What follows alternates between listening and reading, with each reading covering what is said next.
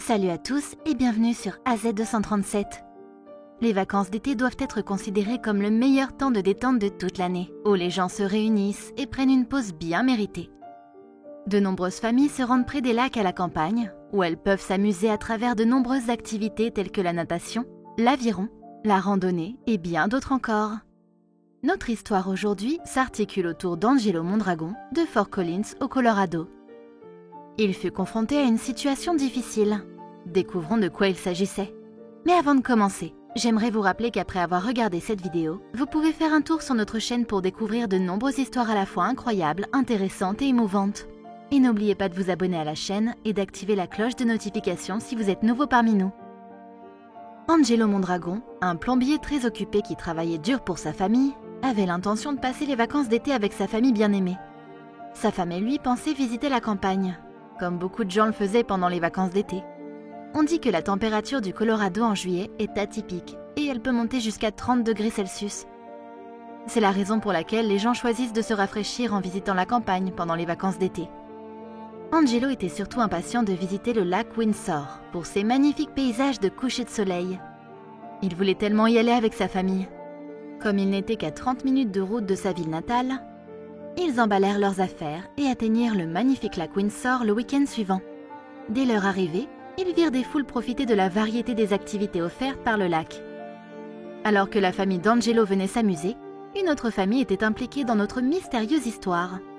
Il s'agissait de la famille Hernandez, qui était elle aussi là pour s'amuser dans la beauté du lac Windsor. Emma Hernandez n'avait pas pu prendre part au voyage parce qu'elle était coincée par un emploi du temps très chargé au travail. Mais elle envoya sa fille, Citlali Hernandez, avec le reste de la famille. Tous étaient ravis de la beauté du lac et se détendaient. Après s'être préparé à sauter dans le lac accueillant, Angelo descendit lentement dans l'eau. Il se sentait tellement bien dans la fraîcheur de l'eau, dans laquelle la température élevée de son corps diminuait progressivement. Le lac semblait être plein de saumons, mais aussi plein de monde. Les deux familles Mondragon et Hernandez pouvaient aisément se rencontrer dans cet environnement. Angelo s'avança ensuite à un niveau où l'eau lui montait à la taille. Ainsi, il pouvait profiter librement de l'eau sans la foule. Alors qu'il profitait de l'environnement et de la brise calme, il sentit soudain quelque chose se cogner à sa jambe, ce qui le troubla un peu. L'instant qui suivit, il sentit à nouveau le mouvement sourd. Il essaya alors de saisir la chose qui bougeait. Ce qu'il vit le rendit perplexe. C'était un petit pied humain qu'il remonta, et il fut davantage choqué de voir que c'était Citlali, la belle petite fille de la famille Hernandez qui se noyait. Rapidement, il ramena la jeune femme au-dessus de l'eau et vit qu'elle était vivante mais inconsciente. Angelo la déposa au rivage, où la famille Hernandez disait appeler le 911. Il vit que le corps de la fille devenait bleu et qu'elle ne respirait même plus. Heureusement, les autorités agirent rapidement et la petite fille fut admise à l'hôpital pour enfants le plus proche où elle reçut immédiatement des soins. Angelo déclara plus tard aux journalistes que « J'ai vu le bas de ses pieds et puis, à ce moment-là, elle est devenue mon enfant. J'ai tendu la main et je l'ai sortie comme je l'aurais fait pour n'importe quel de mes bébés. » Citlali fut diagnostiquée d'hypothermie. Ses poumons étaient remplis d'eau et la situation était un peu instable car les médecins s'inquiétaient de savoir depuis combien de temps son cerveau avait été privé d'oxygène. Tout le monde se précipitait pour voir la petite fille et on appela sa mère. Emma n'aurait jamais pensé recevoir un tel appel.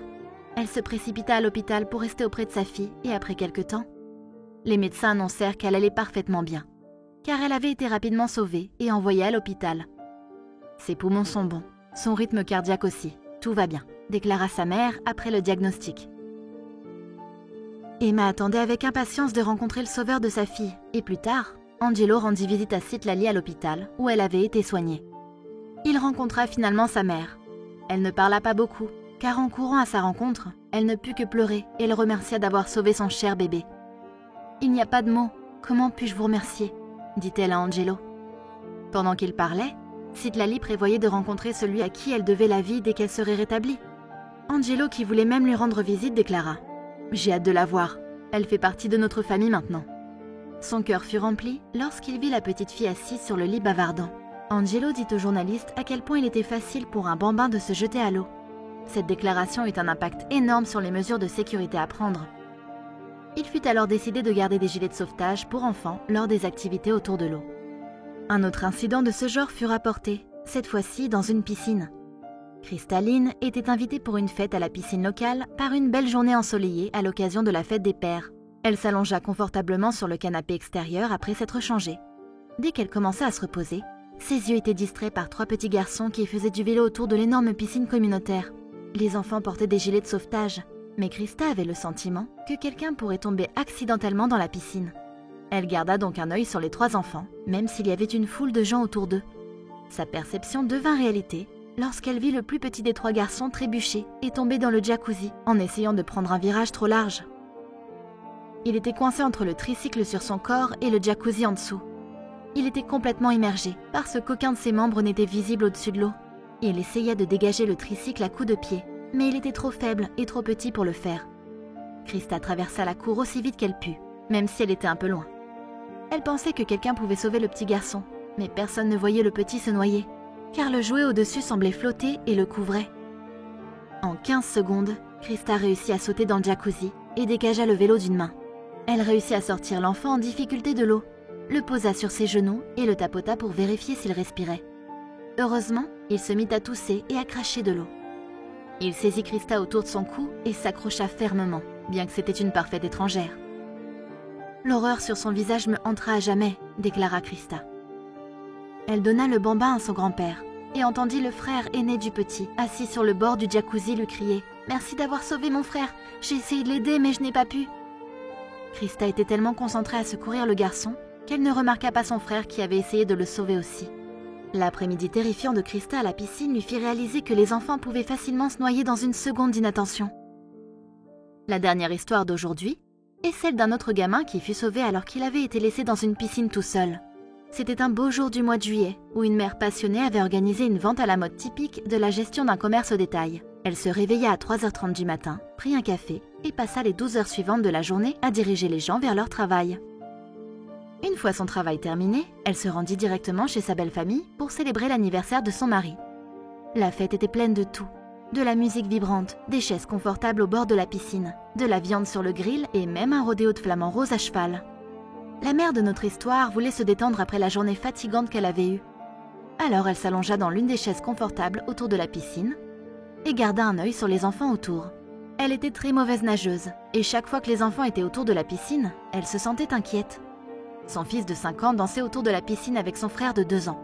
Finalement, tous ceux qui étaient dans la piscine sortirent pour fêter l'anniversaire. Mais comme ils étaient tous mouillés, ils allèrent se changer avant de couper le gâteau. Comme elle n'était pas entrée dans la piscine, elle resta à sa place, regardant quelques photos, remerciant le calme de l'endroit. Car il n'y avait pas d'enfants autour de la piscine. Mais soudain, son fils aîné lui dit « Maman, mon petit frère nage !»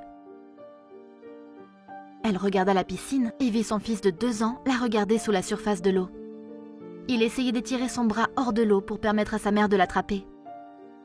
Ses yeux étaient contre l'eau et le soleil. Il avait de la peine à rester près du bord.